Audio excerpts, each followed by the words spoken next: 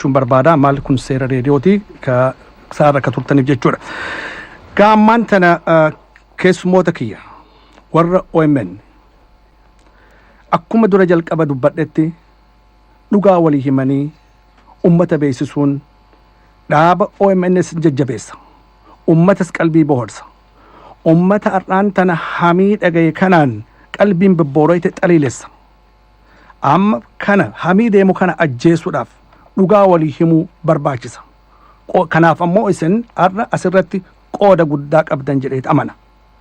Boordii keessaa namoonni sadi Dr. Asfaaw, Dr. Muhammad, Dr. Ahmed, Dr. Birhaanu, Dr. Sintaayyoo akkasumattis obbo Girmaa jechuun obbo Girmaan ammoo warra kana walitti makee boordii keessaa nama sadii. Kana dura amma boordii gaafachuu barbaada. Dr. Asfaaw hoogganaa boordii kanaa kan ta'an Dr. Hamzaa Abdurazaaq dhiibbaa jawar irra geesseen akkasumattis osoo isatti hin himamin maqaa isaatiin ibsi baafamaa akka ture yaanni inni furmaata illee dhiyeesse boordiidhaan akka didamee koreen sanfaallesuutis akka dhaabbatte dubbata. Hagam takka dubbiintu dhugaa jettan Dr. Asfaaw.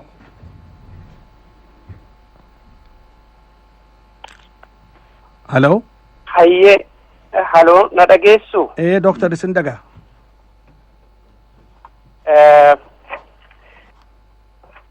Nu afeertanii akka keessummaatti akkasirratti dubbannu carraa nu laachuu keessaniif galata guddaa qabdu. Gaaffiin keessan akka naa galteen sirreessuu barbaada. Dr. Hamzaan dubbiin ani boordiif dhiyeessee naa fudhatamuu dinnaanin OMN keessaa rizaayin godhee kun hammam fudhatama qabaadha jettan miti. Dhugaadha afaan kun xiqqoo namarra wannaa ittiin deebi'amee akkanis diigaluu fannatiin dubbadhaa kanan jedhe san dhugaadha irrattan dabaleetis immooten kanan jedhe Joowaris dhiibbaanarra kaayeera jedha kun hammam takka dhugaadha kan jedhu jechuudha. OMN keessatti Jawaar executive committee keessadha hojjeta. Achi keessaayyuu damee tokko keessa hojjeta. Dr. Hamzaan dura taa'aa boordiiti. Dura taa'aa boordii godhee kan isa file boordiidha. Kan dhiibbaas irratti godhuu danda'u boordiidha. Yoo namni dhiibbaa irratti godhe dhiibbaa sana diduun mirga isaatii humna isaa jalas jira. Miseensi tokko dura taa'aa boordii irratti dhiibbaa godhee jechuun miseensa sanaaf humna hin jirre laachuudha. Humna ofiis hin hubatiin hafuudha. Garuu gaafa dubbiin kun boordiitti dhiyaate boordii keessatti rakkoon OMN keessaa rakkoon adda addaa jira. Rakkoo kana furuu qabnaa jedhee Dr. Hamzaan boordiidhaaf dhiyeesse.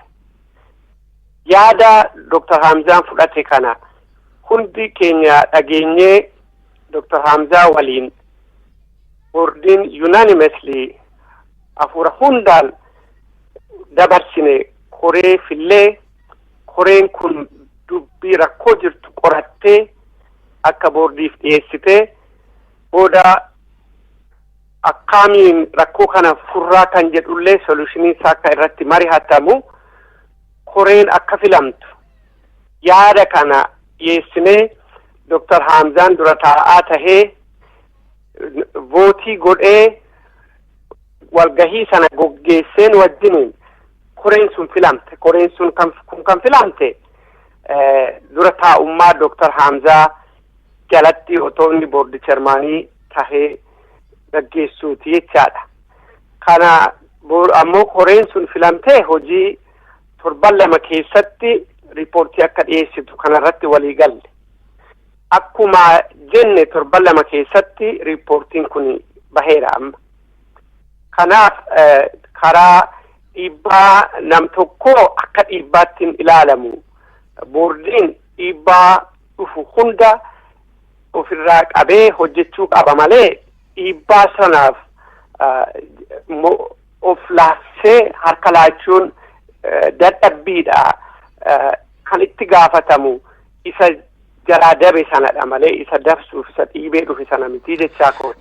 Doctor asirratti gaama dhugaa dubbannaa waliin maaliif rakkinna jiru kana furuudhaaf malee hammeessuuf miti.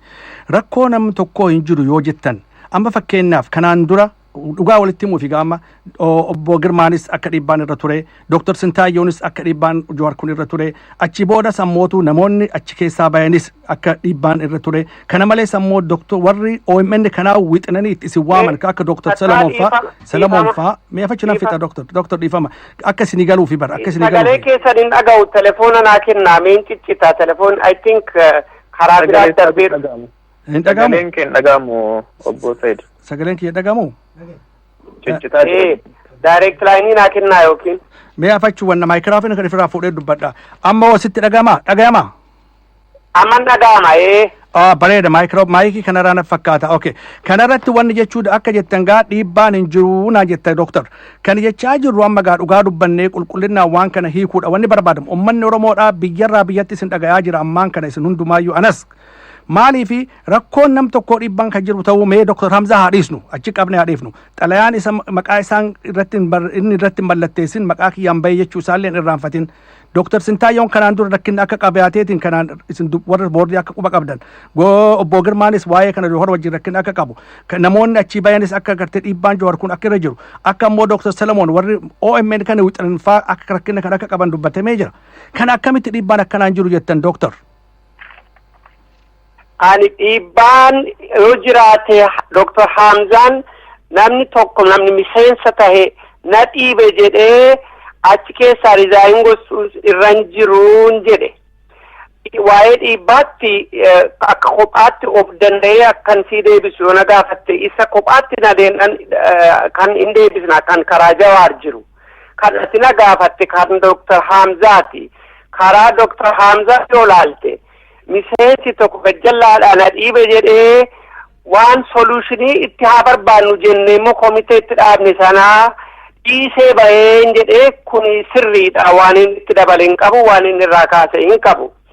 Kophaatti immoo dhiibbaan Jawaar jira moo hin jiru jettee sana yoo kophaatti na gaafatte sana immoo kophaatti sii deebisuudhaaf qophiidha. Maarree naa deebisaayyuu sumaayyuu maaliif bira dabarra? Bareeda. Dhiibbaa Jawaar jedhamee kan fuula adda addaan akka fakkiitti laatame karaa keenya bakka lamatti ilaalla. Tokko Jawaar gaafa hojiin boodattafu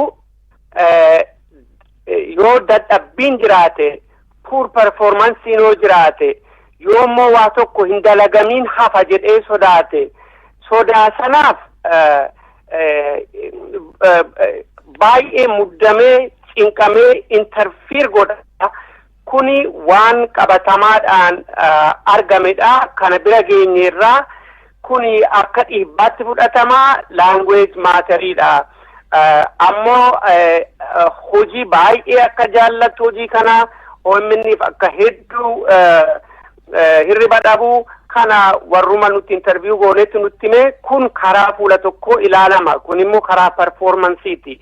Yaaddoorraa sodaarraa kan ka'ee jechaadha. Doctor amma mee afaan qulqulluudhaan waliin dubbannaa. Isiniin fixa karaa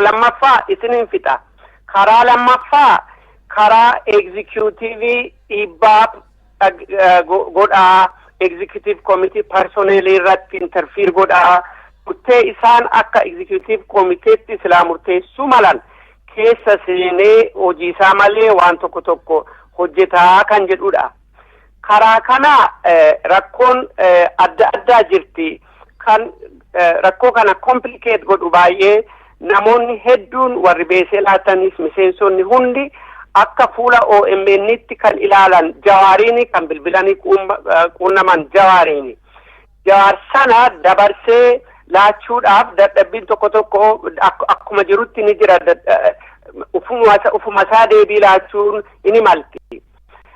Garuu karaa executive committee sana amma Jawaar Minnesotaatti suni hin calaqqisa ture maaliif executive fi waan editara waan hunda keessa seenee akka haa tolu jedheeti hamminaaf namni jedhe hin jiru hojii sana keessa akka hedduu hojjechaa akka ture hin himama. Ammoo ergi Jawaar Minnesotaatti deebi'ee booddee rakkoon kun hedduu xixiqqaataa akka jiru warri executive keessa jiranillee authority isaaniitiin humna isaaniitiin mirga isaaniitiin akka dhimma bahanii hojjetan akka gaariitti kana hubanneerra.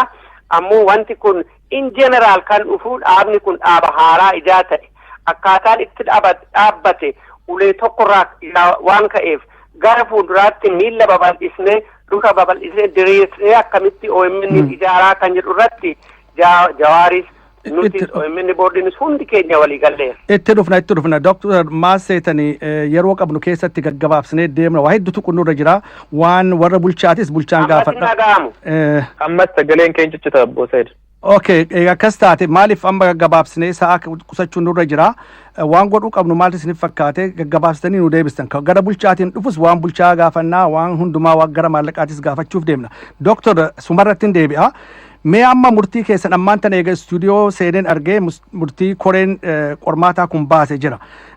Keessatti maal jettan perception jechuun iftuulummaan yookaan ammoo dhiibbaan namoota tokko muraasaa hin jiru jettanii achirratti dubbattan gubbaagutti. Keessatti ammoo gara murtiitti yoo gabbuutan ammoo koreen kun akka dhiibbaa san jiru qulqulleessuudhaaf koreen kun murteessaa jira jettan. Kun wal faallessa.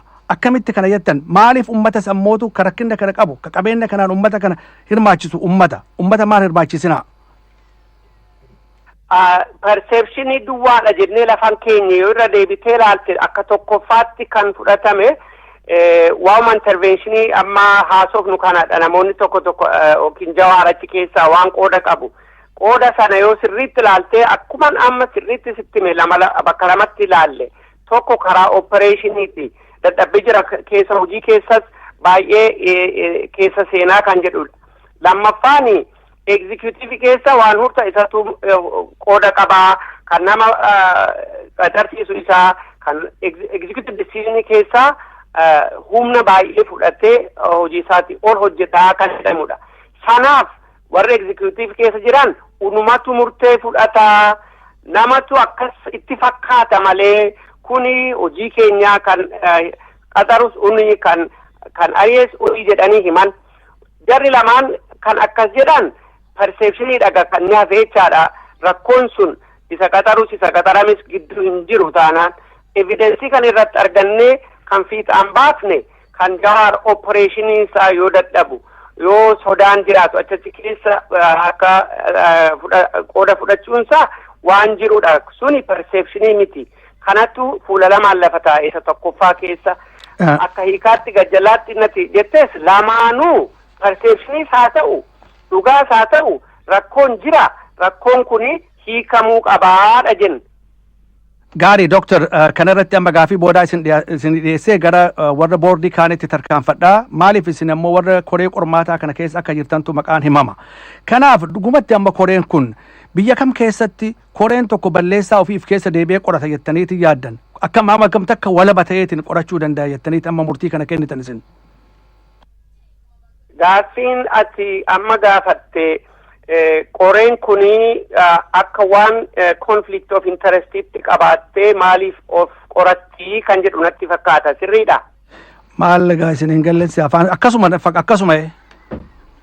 akkasuma taanaan telefoona keessanitti ciccita balee afaan Oromoo keessaniin manaa gala jaalkiyya. Lameenuun dubbadha jechuu kiyya afaanisi. Interestiin jiru conflict of interestiin hin jiru biyya jiraannu keessatti corporationiin tokkos organizationiin tokkos waan keessa isaa jiru review gochuudhaaf waanuma jirudha. It is common, it is legal, seeraanis ilma hojjetama. Waan nu keessa jiru ilaallee bakka OMN jiru rakkoo nu keessatti mudate fiixaan tokkoon folqinee baafnee hiikaasaa irratti wal mari'achuu qabaachuun karaa seera biyya kanaas karaa organizational performances waggaa waggaatti auditiin hin ta'a review performances hin ta'a fuula sanaatiin rakkoon qabu badiin qabu karaa interestii boordiin kun executive committee keessa seenee waan hojjetu waan hin qabaanneef waan boordiin kun financially connection hin qabaanneef waan immoo boordiin kun humna ol aanaa ta'ee OMN bushuuf sirriidhaa review committee kana dhaabee waan hojiisaa keessa jiru rakkoo keessa jiru hubachuuf furmaata itti gochuudhaaf maluunsaa kuni waanuma deemudha waanuma jirudha karaa aadaa keenyas wal ilaallee gorsuudhaaf baay'ee waanuma it's common waan jirudha ammoo ala haa dhufanii haa qoratanii warri jedhan kuni alaa eenyuun finna oromoodhuma ammoo alaa finnees warruma alaa dhufne sanas inuma gaafatu karaa hamminaan ufiin malee karaa jaalalaa miseensota boordii nama 15 keessa conflict of interestiin jiraatee wanta kana dabsina kan jedhan yoo hamminni jiraate malee dhuguma garaatii ijaaruuf toshuuf yoo ta'e waan akkasii shakkiin dhalachuun irra hin jiru. Komiteewwan kun eenyu dhugumatti bira dabruudhaaf finneellee ture isinirraa gara biraatti tarkaanfadha jedhee ture koreen kun jarri waa qoratan kun eenyu garuu asirratti kan hima conflict of interest jechuu otoo hin ta'in irra caalaa mootuu qulqullinaan waan jiru amma fakkeenyaaf an maqaa isinii tuqee jira rakkinni akkanaa nama hedduutu himate waan kana kun ammoo akkanumatti rakkinni ammootu achi keessatti himamees furmaata akka daddafee dubbisetti yoo ilaale rakkooma jiru kanaayyuu wanni itti tuqxaniitiin akka gaariitti tuqxaniin jiru jedhama. Anis argee jira kun akkamitti ilaalama Dr. Gabaabatti mee deebisaa yoo isinii galee ta'e gaafiin kiyya kun. Rakkoo 10tu dhiyaate daddaftanii gaa dubbistan malee otuu akka gaariitti dubbistanii rakkoo 10tu dhiyaate hamma yoonaatti akka rakkoo 10 kana keessaa kan tuqame waa'ee nama tokko duwwaadha waa'ee amma isin kaaftan waa'ee interventionii Jawaar duwwaadha. I hope carraa nuu laattanii gara fuuldurattis gara bal'inaan rakkoolee tarreedhaan naqamanaan 10 sana hunda yoo dubbistan akka gaariitti akka rakkoon nu miliqne argitu amma rakkoon tokko yoo kophaatti fudhatame rakkoon inni kaan yoo biraa hafu sunillee waan akka priority isaa already lafa keenyetti fakkaataaf malee rakkooleen kun hundi wal qabataadha. Jawaar waan intervene godheef qaba 2-3-4 keessatti tuttuqama deddeebi'ee kanaaf immoo abridged version waan gadi baafnee sabaaf waan itti waan dhoksinu hin qabnu rakkoon Oromoo rakkoon OMN rakkoo Oromooti rakkoo kanammoo gadi baafnee diinaafuu fira duwwaas miti kan amma agarsiisaa jirru diinaafuu yoo agarsiisne kun jabina keenyadha agarsiisa malee humaa waan irratti qaanuufnu hin qabnu jennee kana gadi baasnee rakkoo jiran hunda tokko tokkoon kurnanuu lafa kaa'uun keenya silaa waan nama gammachiisudha. Kun akkasitti fudhanna nuti. Ulfaadhaa. Kana malee kurnan kana malee rakkoon hafteetti kan jettan yoo jiraatan rakkoo kana maaf keessan gashinee waan jettan meenuu fida. Gaarii Dr. akkasumatti dhiifnee ammaaf maaliif yeroo qabnu wajjin waa'ee baay'ee dubbachuun namarra jira waahiloota wajjin jirtaniifis carraa kennuu nurra jira. Amma gara boordii nama tokko kan nama laman hafa isaan keessaa amma gara mee Dr. Ahmad yoo laayinarra jiraatan isaaniitiin tarkaanfadhaa. Dr. Ahmad akkitti dubbadha kun isinii gala jedheetiin abdadhaa. Mee caasaa dhaaba OMN keessatti Ramaddiin Joowar maali? Boordiillee isatu ajaja. Warra executive board warra bulchiisota isatti ajajaa jedhama. Kanarraa isin asiin dura himannaa dhihaate waan irraa quba qabdan jira Doctor.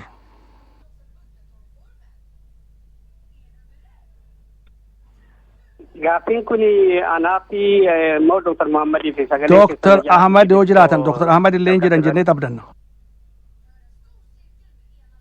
Dr. Ahmad si. Ahmad Muhammad jechuu kana wal fakkaata. Ya so gara deebittiin deebi'aa akkuma beekamu gaa Oromiyaa Media Network boordiin isaa heera fi seera irratti uumamee qabaa eenyu ajajaa boordiin kun akkamitti function godhaa walumaa galatti akkamitti adeemsa miidiyaa kanaa saligawanni jedhu heeran ijaaramee lafa jira heera sanini wal taliga jechuudha. So boordiin akkuma heera keenya irratti mul'atetti dalagaan isaa waa'ee miidiyaa kanaa bulchiinsa isaa gubbaa taa'ee heera tumuu gaayidlaayinii garaagaraa haala miidiyaan kun kaayoo isaa akka bakkaan ga'u waan isa barbaachisu meeshaa garaagaraa jechuudha karaa heeratiin karaa gaayidlaayinii garaagaraatiin waan miidiyaan kun qabaachuu qabu kaayoo isaa san bakkaan ga'uudha fi kana tumee ekspitiif warra heera kanaa fi gaayidlaayinii boordiin baasu kana dalagarra oolchuuf isaaniif gadi dabarsee wanni sun ammoo heeran dalagarra oolu to'achuudha jechuudha. Haala kana keessatti boordiin ka ajajamus ka dalagaa isaa qindeeffatus karaa dura taa'aa boordiitiin mariidha fi bifa akka boordiin itti sankshin godhu haala seeraa fi heera keenya keessa taa'isaniini kana alatti boordiin kun dhiibban alarraa namoota akka dhuunfatittis ta'ee guruppii biraatirraa dhiibban irra jiru kan nuti beeynu kaatiin dura keessatti akka rakkootitti beekamee irratti mari'atames kan nuti beeynu hin jiru karaa sadarkaa boordiititti jechuudha. Wanni hanii garaagaraa ka waa'ee Jawahar waan garaagaraa sirratti dhiibbaa godhaa jiran gaaffii san kuufsatti Dr. Asfaw deebisee jira. Deebifamee jira asirratti Dr. Ahmad barka jechamaa jiru amma seeraa fi heeraa jettanii jirtan. Dhugaadha dhaabni tokko caasaa keessatti namni seenee caasaa jaarmayaa keessatti heeraaf seeraan geggeeffama. Garuu maal isin fakkaate seeraaf heera kamtu amma nama tokko ka boordii keessa hin jirre keessattuu walgahii boordii faa keessa seenee akka murtii amma gaafa Dr. Hamzaan Bayeesan faa irratti Jawahar karan keessa seenee Jawahar irraa namni rakkina qabu hin jiru. Oromoo hundatti jaalata rakkoo miti kanaa miti. Garuu akkaataa itti jaarmayni deemurraa gaafataa jira wal gaafataa ka jiru. Akkamitti achi keessa seenee boordii keessa seenee san godhuu danda'e. Seeraaf heera kamtu isaa kenna.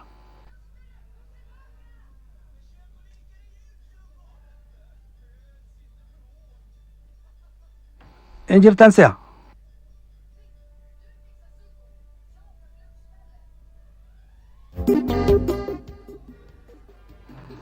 Halo, yoo kana dhageeffattan taate caasaa san keessatti Dr. Jawahariif seeraa heera kamtu maqaa Hamzaa Dr. Hamzaatiin akka barreessu Jawahariif kenna. Kan akka ifa ta'uufi akka rakkinni kun furmaata argatuufi.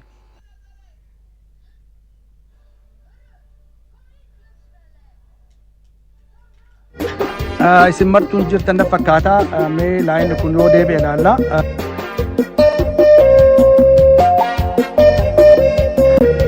Deebi'aatii nu bilbilaa please lakkoofsi isin kennee jirra deebisaa nu bilbilaa laayinni kun yoo qaqqabu taate 612 341 Dr. Girmaa obbo Girmaati quba qabda laayina kana qabda nu deebisi.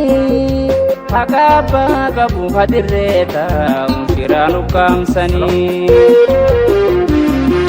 sama jensani sangaran chisani akaba kabu hadireta ushiranu kamsani.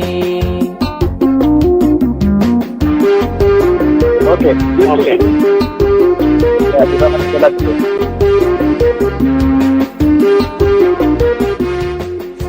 Galatooma maaliif haga danda'utti beektaa laayina kana tolchaa jira kaniif dhiisaa jechuutti jira laayinni akkana dhiifamu deebi'ee jira.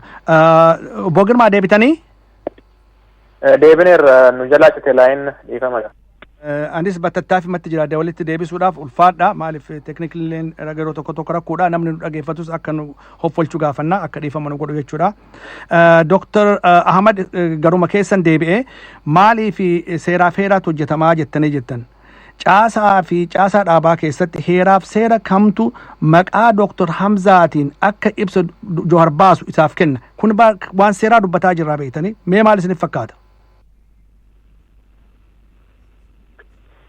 Hayyee galatooma obbo Said waa'een kuni qabatamatti maqaa isaaniitiin maqaa Dr. Hamzaatiin osoo isaan hin beekin maqaa isaaniitiin xalayaan bahee wanni jiru kun keessatti akka jaarmayaatitti akka boordiititti rakkoon kun boordii keessatti dhiyaatee irratti mari'atamee akka rakkootti hubatamee hin beeku.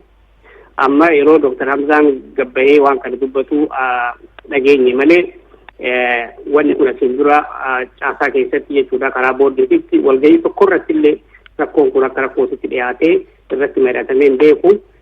Kanaaf wanni kun osoo akka rakkootitti asiin dura hubatamee irratti mari'atamee interferaansii akkasitti jira kan jedhamu haa ta'u tahee silaa wanni kun waan asiin dura irratti tarkaanfiin irratti fudhatamuu ture jechuudha. Wanni akkasii ta'ee yoo jiraate kanaaf wanni hanqabatamatti wanni akkanaan jira jedhee deebisuu danda'u jiru jechuudha. Maaliif gaarii Dr. Ahmad gara Dr. Muhammaditti tarkaanfachuu duratti garuu waan tokko waliin dubbachuun namarra jira. Maaliif yoo jettan Dr. kun amma isin akka asirraa dubbisetti jarjaraan leen dubbise isin bakka buutanii amma boordii pirezidantiidha na fakkaata akkasii hin dogoggorree. Maaliif borus haalli akkanaa kun gaafa uumame afaan kamiin akka dubbannu nama rakka. Maaliif yoo dhugaa jirtu har'a wal diddibnee bira dabarre booditti deebi'uun nama rakkaa san akkasumatti isin bira haa bultu sanin dhiisa. Gara Dr. Muhammaditti tarkaanfadha. Dr. Muhammad ulfaadha isinis nama guddaa biyya umriidhaan deemee jechuun nama hiriyaa kiyyaati. Waan hedduu argitan biyya alaa kanatti illee dhaaba hedduu keessa illee hojjettanii jirtanii waan tokko isin gaafachuu barbaada. Dhugumatti akka manguddooti illee jechuudha.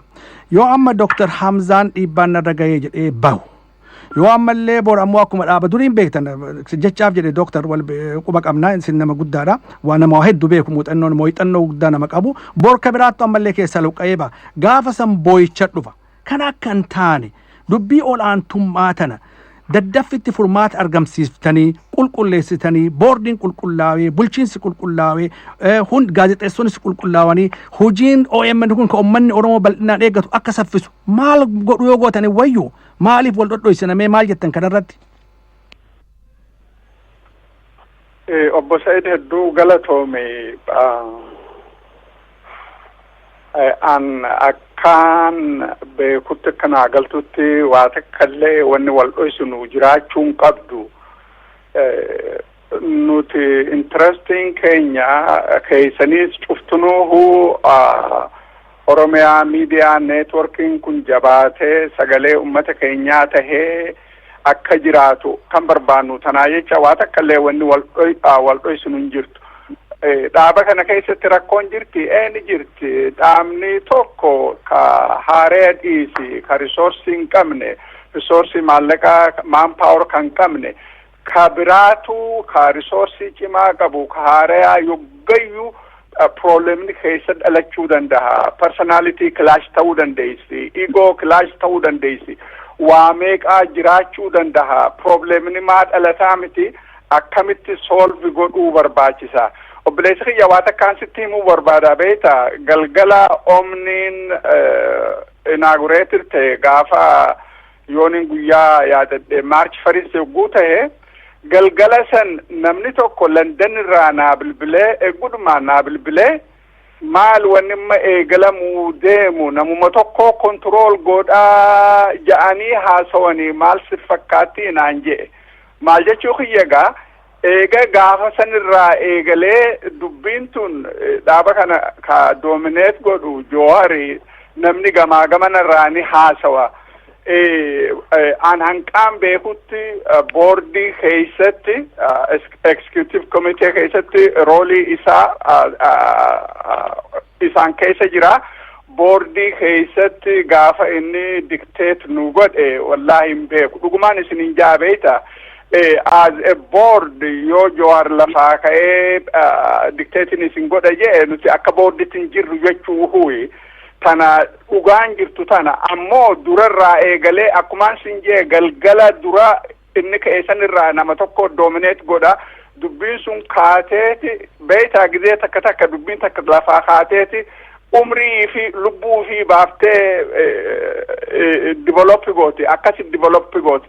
Akkamitti keessaa bahuu dandeenya akkatti keessaa bahuu dandahamtu gara furmaataa itti dhufna doktor na folchaatii na dhiifama naa godha gara furmaataa itti dhufna furmaatatti hin deebinaayyuu wanni guddaa waan furmaataa sanayyuu garuu asirratti waan tokkoon isin gaafadha Dr. Muhammad isin amma boordii kanarraa gara bulchiinsaatti tarkaanfachuu kiyya duratti gaafii tokkoon naafe waan tokko ragaa qaba akkanumatti oduudhaan dubbatan dhugaadha namichi amma isin gaafa san isinii bilbilee isinii hime lafa jala dubbate jechuudha suni awliyaa wahiitu itti hime jechuudha achumatti haa dhiifnu garuu amma ani waan qabatamaan isin himu jira magaalaa tana keessa jira reediyoon kunis televezyiinni kuni anis magaaluma kana keessa jira anis nama miidiyaa kanarraa muuxannoo qaqqabu na fakkaata akka ani fiin jedhutti maaliifi amma fakkeenyaaf gara girmaatiinis inni himachuuf deemaa itti dhufaanis waan asiin dura waa'ee dhiibbaa jiru himatamee jira gara obbo Dr. Birhaanuutis waan himatamee jira gara Dr. Sintaayyoo waan himatamee jira waan kana hundi ragaadhaan isin dhiyeessuun hin danda'ama garuu kun hundi osoo jiru dhiibbaan akkana hin jiru jettanii yoo dubbattan maaliif wallaahi illee jechuun amma barbaachisa dhiifama naa godhaati Dr. Muhammad dhiifamatti.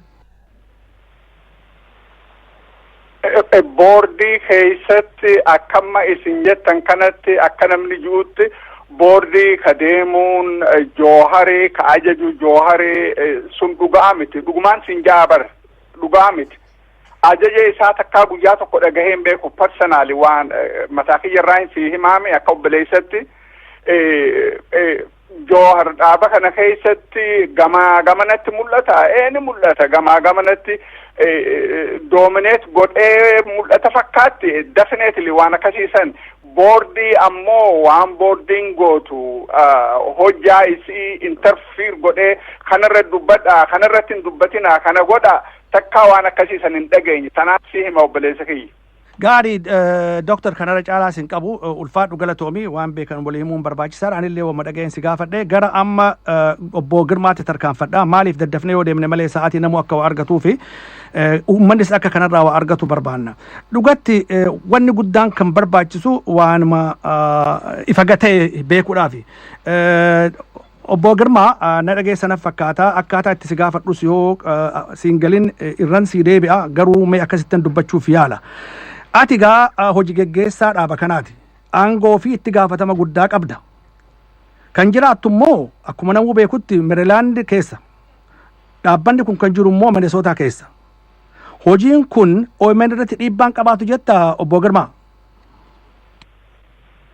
Bosaid baay'ee fayyaa ta'e akkuma hoogganoonni keenya haasaan carraa kana nuuf kennuu keetiif tajaajila uummata Oromootiif Minisootaa jiruuf karaa miidiyaatiin kennaa jirtan waayilota kee wajjin Oromoonni hundumtu si galateeffata osoo anillee si galateeffachuun barbaada. Gaaffii isaa ati na gaafatte dura kan waa'ee xalayaan beekina yookiin otoo mallatteessin ba'ameera isa jedhu maddeeshii ani keessa ijaan jiruuf jechaadha xalayaan sun namoota sadiin akka mallattee akka maqaa sadiin akka ba'uuf waan jedhameef waan an beekuuf ani xalayaan sun diraaftiin dhiyaatee akka ba'u qophaa'ee boordittis ta'e durataa boordii duraanii kan turan baay'ee galateeffatu akka OMN'ttis ta'e akka dhuunfaa kootitti isaanii galateeffachuun barbaada baay'ee tajaajila isaan nuu kennaniifi so isaanillee arganii jiru maqaan kan koos jiraachirra anillee argee yaada kootti kenneera. Durataan editorial boardis ilaalee yaadatti kenneera. Yaada kan ittiin kennine dhuguma durataa boordii kan turanii garuu isaanillee guyyaa tokko caala kennameefiira jechaadha. Walgahii boordiin keessattis ani gaafa sana waame normaalii boordii keessa walgahii isaanii irratti nan ta'a waan ta'eef dhagayeera akka pireesiliiziin akka bahu xalayaan akka bahus murtaa'eera jechaadha. Xalayaanis hundumtuu argeera. So xalayaan sun hin argamne jechuun hidhaaraa xalayaan sun immoo intarneetii irra bahu waan ta'eef mallatteessullee kan barbaachisu miti. Sarwaa sun barbaada. Waa'ee ani dura taa'aa ta'ee Meerilaandin jira OMN immoo Minisoota jira isa jedhame dhuguma dhiibbaa kan fidu jira. Boordiin illee koreen boordiin dhaabe doktaraat fa'aa kan sirriitti kan rakkina kudhan keessaa akka tokkotti kan kaasan jiru. Haa ta'uuti OMN durumaanuu kan dhaabbates akkasumatti durumaanuu jalqabarraa yoo kaasee jechaadha. namoonni bakka adda addaati kan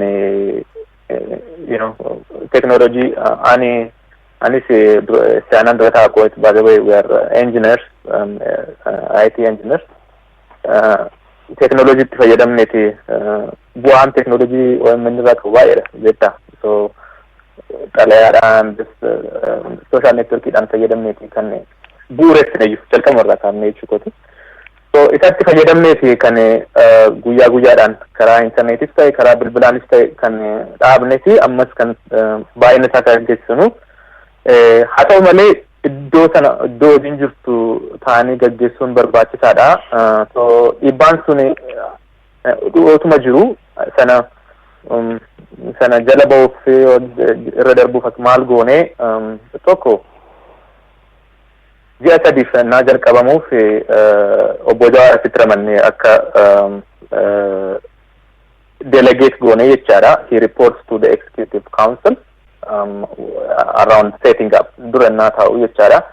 Isatti dabalee miseensonni keenya sadiif achi turani executive council keessa kan jiran jechaadha. Guyyaa guyyaadhaan kan achi deeman secretary durataa finance fi durataa technology kan ta'an namoonni sadii achi jiru jechaadha. So akka gaggeessaa akka hojii koree hojii raawwachiiftutti isaanillee presentiin isaanii physical presence achi jiru jechaadha. Gama biraatiin ji'a sadii booda immoo secretariin keenya adde Leelaan ofiisa sana hojii dhiistee hojii remotely hojjechaa hojii dhuunfaa ishii remotely hojjechaa waan ofiisa teessee hojjette turte guyyaa 5 keessaa guyyaa 4 sanatti ansee ammas still managementiin barbaachisaadha jedhamee dhiyeenya kana bara I think samarii darbee nama tokko office studio manager qaxarreerra so kana sirriitti wal quunnamna jechaadha quunnamtiin jira sanatti ansee sanatti dabalee garuu almost ji'aan nan deddeebi'an illee waayiloonni kollee nan deddeebi'u so kun hundumteegaa rakkina hin jiru jechaa miti sanallee furuudhaaf ittaanaan koo obboleessi koo obbo Muhammad Abdoosh boru ammallee achi deemuu jira boru kaasee hojii isaa dhaabee tola yeroo isaa hojii isaa dhaabee haadha manaa isaa ulfaa kan taate manatti dhiisee ji'a 4 amma kanaan booda ji'a 3 walitti taansee OMN fi gaggeessaa achirratti kennuudhaaf deemaa jira. Amma nuti akkuma boordiin recommendation kennetti amma nama qaxarree achitti hojjetu nama achitti taa'ee gaggeessu amma qaxaruutti jechaadha. Gaarii obbo Girmaa dhugumatti yaada bareedaa dhugaa keetii maalii fi ammas obbo Muhammad Abdoosish wareegama kana baasuudhaaf deemuun isaa waan guddaadha. Kun wareegama Oromoon jaalatu. Waan tokko asirratti dubbachuu barbaanna. Maalii fi internetiidhaan ogummaa qabduun achirraa hoogganuun wama jiru wama rakkinaan ta'u garuu nama bulchuudhaaf nama hoogganuun ammoo akka teknooloojii kanaan achirraa meeshaan akka remote control nama godhu nama rakka maaliif amma fakkeenyamsii fida gaazexeessotaaf ogeeyyiin amma asin dura ugguraman Kadiiroo fi Ahmad Yaasin faan fakkeenyaaf yeroo adabaman asin jirtu ka bulchu ammoo si geggeessaan si wama asii timam murteessitee amma asii sanirratti asii tarkaanfii fudhatte wanni akkasii sun sirriidha jettee yaadda akkamiin laaltame waan tokko sirreessuun barbaada nama kanaan durallee naati gaafatu kan hin dhagaye ugguramanii haari'amanii waan akkasiitu jira kan ta'e OMN keessa disciplinary action kan jedhamu fudhatame actually nuqeeqaniiru boordiin koreen kun dhaabdee disciplinary action fudhatamu OMN keessa irra jira baay'eetu irra darbee weakness leadershipin baay'ee lenientii ture jedhanii nuqeeqani isammoo dhuguma isaaniiti sirriitti argane waanuma beeknu so kana sirreessuun barbaada disciplinary action jecha maal jedhu ugguruun barsanuma ugguruun afaan oromootti akkanitti dubbadhe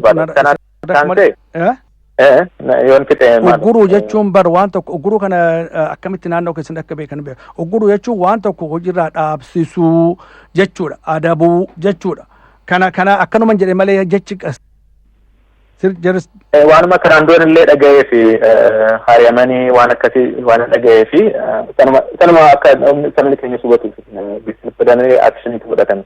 Actually disciplinary action fudhatame suni gaallee miti. Maaliif kan ta'e egaa waan kana beektaa namni keenya sabni keenya Saudi Arabia akka hojjetu manaa ta'anii waan adda addaatiin rakkina adda addaa otoo jiranii kaan otoo hojii hin qabaatin kan maallaqa nutti kennaa jiru. Otoo maallaqa callifne maallaqa sabarraa nutti kenname callifne akka qaba ijoollee miti kan ta'utu irra jiru. Kun waadaa kanillee saba keenyaafillee hojiin akka seeraan hojjetamuu fi kan isa teenyu saanuma to'achuuf waan biraan qabnu nun kaffalamuu yookiin waan nuti bu'aa kanarraa argannu hin jiru itti gaafatamummaa keenya irratti nu ba'uufi. Kan ta'e sanuma kan ta'e immoo baay'ee temporarily tokko guyyaa 3 fi tokko torbaan 2. Yaada bareeda waan bareeda haa ta'u malee obbo Said gaafii na gaafatteef siisan deebisa. Waanuma beeknu kun akkuma jedhe achitti studio manager guyyaa guyyaadhaan kan isaan wajjin taa'u jira. Kan sirriitti barreeffamaan kan yeroo hojii hojjetan editor in chief isaanii wajjin kan hojjetu barreeffamaan kan baay'ee nutti dhiyeessa jira.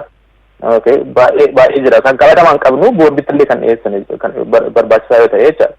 Kana asitti haa ta'uun barbaannu waan namoonni dhuunfaa hojjetanii waan akkasii. Haa ta'u malee qabatamaan ragaa qabatamaan kan qabnu anis akkuma jedhe guyyaa guyyaatti achi jiraachuu baadhu illee yeroo baay'een achi deebi'eera kan ija kootiin arge waayiloonni koo kan achi dhaqanii kan ijaan argan jiru. Akkuma isin jedhe immoo gaggeessitoonni executive council keessa kan jiran namoonni 3 guyyaa guyyaadhaan OMN ofiisa deemanii kan ilaalan jiru kan isaan riippoortii nutti dhiyeessan. Hojii sana sirriitti beekna. Nuti immoo walgahii yoo xiqqaate torbaanitti yeroo tokko yeroo 2 kan goona. Imeeliidhaan bilbilaan baay'ee wal qunnamna. Wal beekna namni eenyu maal akka hojjetu. Isa kana hojii sirriitti beekna waan hojjechaa jirru. Eenyuma caalayyuu jechuu kootiifi. Tarkaanfii nuti fudhanne ana qofa miti fayyadamee irratti mari'anneeti kan fudhanne tarkaanfii nuti irratti fudhanne xiqqaata malee waan baay'atu miti. Kan ammoo dhibbatti guutummaatan itti amanaa hojii sanarraa waan balleessaan nuti hin qabne waa takka hin jiru. Gaarii obbo Girmaa dhugumatti deebistanii balleessaan jara sanii maali jechuu keessa deemne fagoo nu deemsa jechuun malee islaam akkamitti hubattanii san barbaade garuu waan tokko jira obbo Girmaa kanarratti gaafii kan kee xumuru barbaada maaliif gara itti gaafatamaa damee gulaalaallee deemuun waan irra jiruuf jechuudha. Mee ati ammaan tana mataa keetittuu Girmaa haqa dubbachuudhaaf dhugaa dubbachuudhaaf atuu mataa keetitti yeroo adda addaa akka boorditti gabaasaa ergitee dhiibbaan sirra jiru dubbattee turte.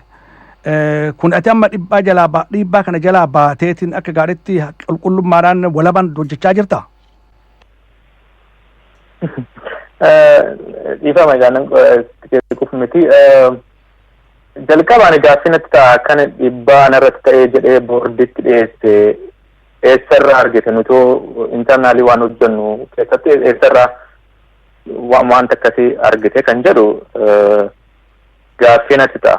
Intervirraa dhagaye dhiifama. Kanatti aansee immoo nuti OMN akkuma boordiin akkuma argitee jirta natti fakkaate riippoortii irratti rakkinni OMN keessa jiru OMN akka dhaabaatti waan hin dandeenye miti. OMN dandeettii qaba rakkina nu jiru keessa hundumaa furuudhaaf jecha. Anis akka dhuunfaa kootitti waayiloonni koo executive council keessa kan jiran boordiin immoo nu caala beekinaaf experience fi barumsa waan baay'ee kan qaban nu caala iyyuu kan beekan nuti wanti hin furre hin jiru. Kun iyyuu ammas asitti dhiyaatu iyyuu irra hin jiru jechuudha. Nutumtu handilii waan goonu ta'e dubbii Oromoo taateeti malee. Boorditti iyyuu kan dhiyaatu iyyuu miti rakkinni kun jechaadha. Rakkinni jedhamaa jiru. isa nuti wal keessatti yeroo hojiidhaan walitti haasofnu yookiin hojii keessatti gabaasa walii dhiyeessinu waan akkasii galaafaa ta'e haadhisnee bira dabarru yeroo gabaabsuudhaaf obbo Girmaa dhugaa keeti kan hin jalchaa jiru ani kan naaf hin galle maal si fakkaata dhiibbaa jedhama biyya Ameerikaa biyya walabaa keessa jirra nuti iddoo tokko illee hin jiru beektaa iddoo faffaca'anii warra jira kan dhufee illee kaballaan nu rukutu hin jiru beektaa so dhiibbaa jedhu kun naaf hin galu yoo danda'e waliin hojjechuu yoo hin dandeenye ba'anii taa'uu malee dhiibbaan irratti godhamee san jedhu I think it's over exaggerating. Lakki dhiibbaa jechuun ka hojii kan kee walabaan hojjechuudhaaf ati itti gaafatamaa guddaadha obbo Girmaa ati nama hojii kana geggeessu hojii kana kan geggeessuu dandeettu akkanatti rakkina qaba jettee dubbattee jirta kanumarraa si gaafadhe malee ani wannaan jiru kanas yoo deebisuu jettee hedduutti ilaalla jettee bira dabriitii gama gaafii itti aanutti tarkaanfadha. Rakkina ni qabu hundumtuu firameera rakkina baay'ee hin qabu. Bareeda. Qabattan jedhe waan maddeefi rakkina nuti qabnu hundumtuu waliin mari'annee furannaa kanaan duras akkas goonaa fuuldurattis akkas goona. Ulfaadhaa rakkinni barbaadamu rakkinni furmaata argannaani wanni rakkinni barbaadamu jiru san bira dabarra.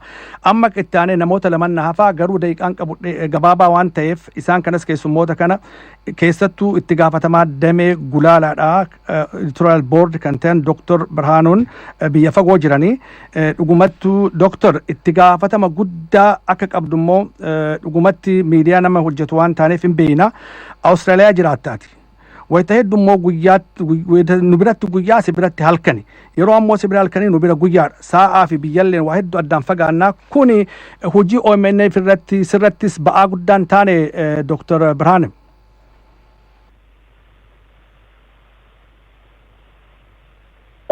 Galatoome obbo Said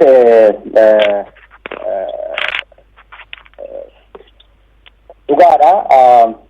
Rakkoo nuti qabnu keessa akkuma sila kaa'aa turanitti rakkoo humna namaa fi rakkoo bu'uureffamuu irratti meeshaalee garaagaraa kan ogummaan kun barbaadu isa guuttachuu irratti hanqinni akka jiru hin beekama. Hanqina qabannees kan hojii kana gaggeessaa jirru. Dhugaa miidiyaan kun bu'aa akka buusu hundumtuu fedhii waan qabuuf rakkoolee karaa adda addaatiin karaa dhuunfaatiinis ta'ee karaa hawaasa adda addaa jiru isa qabataniituma hojiin kun gara fuulduraatti akka tarkaanfatu kitimaa tokko hojjechuun godhuun barbaachisaadha. Dhugaadha. Yeroo simbiratti ganama ta'u ana biratti halkan taa'een isaa wajjiniin walgahii taa'ee waliin mari'annee waliin murteessinee hojiin hojjetama. Kun immoo hojiin kun akka tarkaanfatuuf waan ogummaan qabuunis waa tokko amma ta'e gumaachuu waanan barbaaduuf ogummaa irratti xiyyeeffatee ta'u ogummaan kun nu keessattis akka dagaagu fedha waan qabuuf kanumaaf akkuma isin jettanii dhiibbaan hin jira. Dhiibbaan kun ulfaatee waan deemeefis yeroo tokko riizaayin gochuudhumaaf illee haalli itti deemee jira. Egaa kun maalidha? Isa booda hojiin kun addaan jiruun qabu karaa qabachuu qaba yaada jedhuun amma namni qaamaan achitti argamee hojii gulaalaa muummee kana hojjetu argamutti gargaaruutti fufa yaada jedhuun hojii kana immoo deemaa jira malee dhiibbaa akka qabu beekamaadha. Bareeda dhugatti gaa wareegama cimaa baasaa jirta kan itti jabaadhu garuu waan tokko asirratti dooktar kasi gaafachuu barbaadu ati amma nama tokko editorial boardiin kun gaa waan silaa gurmuudhaan hojjetamu nama tokko garuu waan himamu tokko gartee qulqulleessuun ammumarraa barbaachisaa waan ta'eef kana si gaafadha. Maaliif ati ammaan tana fakkeenyaaf jechoota tokko kan achi keessatti jiraatu dhiibbaa gochuudhaan atuu mataa keetittuu jechuu gaazexeessota irratti dhiibbaa gochuudhaan wanni kun dabruu qaba kun dhiifamuu qaba jechuu dhugaadha. Gulaalaa jechuun kanuma garuu ammoo fakkeenyaaf amma waan fedhii uummata Oromoo laalu kan akka gartee Itoophiyaa keessatti manni kun rakkinna qabaatu impaayera ta'uu cunqursaan jiraachuu mootummaan kun ammoo mootummaa kana jechoota wayyaanee jedhuun waamuun kun hundinuuyyuu nurraan barbaachisu isatu dhiibbaa nurratti godha jechuudhaan himannaa guddatu gaggeeffama. Kana dooktar gaa maal sitti fakkaatame kanaaf deebiin kee maali? Kana wanni gochuudhaaf gulaalaan jechuun geessiftariidha. Dhaabbanni kun immoo kan itti dhaabbateef hin jira. Isa himuudhaaf kan irratti bu'uureffame core values kan jennuun afran tokko qabna. tokko independence kan jedhu walaba ta'ee socho'u lammaffaa kabaja ilmoo namaatiif qaban isa olaantummaa isaa kabajanii hojii gaggeessuudha. Sadaffaa iftoominaan transparent ta'anii hojjechuudha. Arfaffaan immoo oromummaa fi dhimma oromoo dhaadhessuu promote gochuu kanarratti hundoofneeti hojii kan hojjennu. Dhaabbanni kunis gaafa heeyyama baafatu akka NPRs heeyyama gaafa baafatu kana akka hojjetu wanni godheeti. Kana keessatti nuti objective journalism gaggeessina jennee kan dhaabbata kana dhaabbannee gaafan dura gaafatamuuf kanan hojii kanatti itti seen haala kanaan akka amma deemaa jiruun hojiin kun fakkii gara biraa istaayila mataa isaatiin akka inni socho'u istaayila ogummaa gaazexeessummaatiin sarastii Oromoo akka inni gaggeessu barbaadama malee waan dhugaa irratti hin doofne immooshinii umaan deemaniituma waan rakkoon jiruuf yeroo hundaa kanan jedha. Dhugaa Oromoo karaa dhugaatiin baasuu yoo dandeenye hojiin miidiyaa kana gahaadha jedhee sana yeroo baay'ee dubbata. Kanarratti maal jechuudha ogeessi gaazexeessummaa hojii gaazexeessummaa gaggeessu tokko waan dhugaa ta'e karaa dhugaa qabatee kana hojjetu yoo ta'e gahaadha. Dhugaan Oromoo lafarra jirtu hin geessi dhugaa sana qoruudha malee ofii isaatii dhaqee mootummaan akkasitti sirna nama nyaata mootummaan akkasi wanni abalu jedhee akkasitti wanni qabatee loogii qabatee haalli itti hojjetu dhaabbachuu qaba. Gaarii Doktor asirratti waan tokko yaada. Karaa dhugaa jiruun kan hojjetu yoo ta'e hin gaha kan jedhu wanta akkasii kana ogummaan qaburra ani ogummaan promote godha ilaalcha siyaasaa adda ta'e hin qabu hojii ogummaa kanaan akkan gargaaru kanan gaafatame kanarratti gatekeep nan godha. Garummoo waan ani jedhe sun hojii irratti dhiibbaa inni uume hin jiru. Intarastii Oromoo irratti dhiibbaa inni uume hin jiru. Naaf gala Doktor. Karaa dhugaa qabanne hojjechaa jirra. Sagantaalee nuti dabarsaa turree fi oduu nuti hojjechaa jirru isa ilaalanii amman intarastiin Oromoo fi Oromummaan tuqameera yookiin immoo hin tuqamne kan jedhu achirraa madaaluun hin danda'ama jechuudha. Gaarii mee Doktor asirratti waa si hima. Xiqqoo na dhageeffadhu yeroo tokko dhugaa bakka ati irraa dubbataa jirtu naaf gala. Ani gaafa reediyoo mootummaatiif hojjechaa ture mootummaa Ameerikaatiif hojjechaa ture jechoota ani jechuun hin jennetu jira. Maaliif akka amma asitti mootummaa tokkoon akkanumatti kaatee pirezidantii tokko taayitaa inni qabuun kabajaadhaan dubbiftaa mootummaa akkanumatti mootummaa Tigree mootummaa Wayyaanee jechuun dandeessu akkanatti waa hedduu jira beekte garuu gara reediyoo kanaa yeroo dhufu amma sagalee Oromiyaa kana keessa yoo dhufu haala addaatu na mudate. If sirreessuudhaaf hoggaa hedduun irraa fudhate. Atis nama biyyarraa dhufe. Fedhiin Oromoodhaa har'aan tana miidiyaa kanarraa qabu ilaalchi isaa adda ta'uun hin mala. Dhugaa si hima. Dhugumatti ogummaadhaa dubbannaa ulfaadhu wareegummaatti baasaa jirtu naaf gala. Garuu ati ammaan tana fedhii uummata kanaa maal si fakkaate? Uummanni Oromoo kasirraa dhaga'uu barbaadu ammaan tana biyya alaa kana keessatti akkaataa Wayyaaneen akkana godhee mootummaa cunqursaa jiru kana himachuu barbaada. Nu impaayeraa akkana taanee jirraa jedha. Mootummaa Itoophiyaa sanuu jechuun barbaadu. Mootummaa Wayyaanee jechaa jira. Jechoota hedduu jira. Ani rifeensis nama mootummaa hojjete jechuudha. Kanaaf ammaan tana yeroo kana keessa gulaarummaa kana keessa seentu dhiibbaa kana hunda yaada keessa galfachuu sirra jira. Kana walitti araarsuudhaaf wanni gammaa godhaa jirtu jira. Kanuma treeningiin an kennaaf ijoolleedha. Immoo nuti biriij taana warri mootummaa kana himatan haa himatanii carraa hin kenninaafi nuti garuu akka gaazexeessaatti kissii dhiyeessinee kissii sanas wanni gochuu hin dandeenyu. Nuti gaazexeessaadha. Waan uummanni himatu sana rakkoo jirtu sana hin baafna carraa kenninaaf bifa interviewtiin namooti wanni rakkoon sun irra gahe namoonni dhiibaman namoonni rakkoon adda addaa irra gahu bahaniitoo akka himatan carraa inumna namoota sana bakka buunee garuu akkas ta'an jenneetu opiniinii keenyaan miidiyaa kana irratti gaggeeffachuu hin dandeenyu. Maaliif miidiyaan kun kan inni dhaabbatee fi haqa jirtu karaa haqaa qabatee hojjechuudha. Opiniiniin gaazexeessaa achi keessatti calaqqisiifamuu qabu kan jedhu achirratti lafa keenya irraa editorial poolisii keenya marsaa keenya irra seenanii dubbisuu hin danda'ama ifatti taa'eera kun.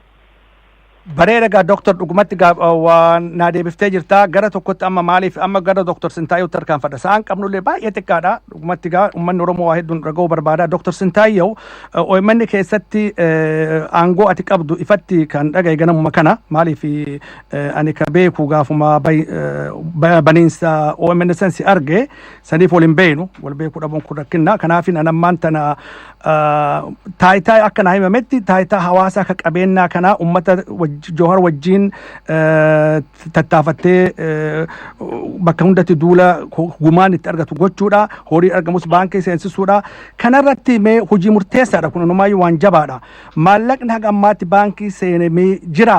Harka namaallee jira jedhameetiin dubbatama. Waa'ee kanarraa maali mee ifatti uummataa godhe obbo Kiyya maalii fi wanni kun qulqullaa'ee akka fuuldratti tarkaanfatu gochuudhaaf Dr. Sintaayyoo.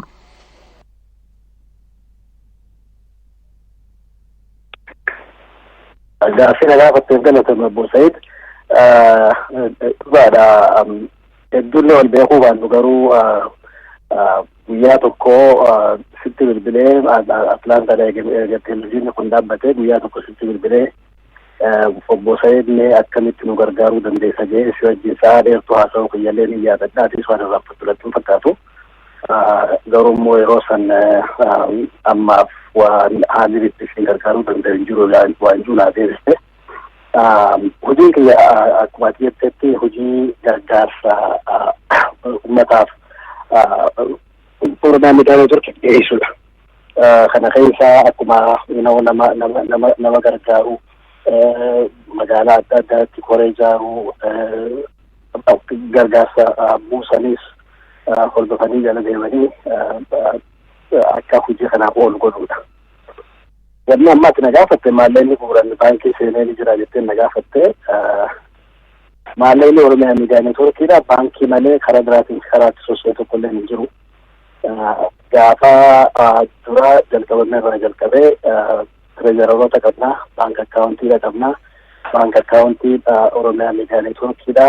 Tireejarootaan gaggeeffama. Lookaal chaaptarii warra jennuun jira, warra magaalaa adda addaa keessa jiru. Uummanni magaalaa adda addaa keessa jiru kun hariiroo waliin qabna. Waliin hojjannaa hoggaa maallaqni fundraisingii hoggaa godhame akkuma fundraisingii godhametti maallaqa baankii galchan. Baank akkaawuntiin itti kennama. Baank akkaawuntiin Oromiyaa miidiyaa neetwoorkiidha. Maallaqa baankii kana keessa galchan jechuudha. Akkuma galchaniin tireejararri risiitii ergaas. Gaafa Oromoo Firist hojjechaa turre magaalaa 19 Noorz Ameerikaa keessatti magaalaa 19 deemne. Magaalaa 19 deemne kana keessaa maallaqni gargaarsaan argamanii jira. Ammoo akka maallaqni namni guddaa irra hedduun nama pileejiidha godhe. Waadaa seenee akkanatti yoo waan kana jalqabdan akkanatti isbiteenina akkana goona hajuu kaaya jechuudha. Fakkeenya isiimuudhaaf magaalaan ana keessa jiraattu kana keessatti akka waadaatitti toora gaafa duraa sani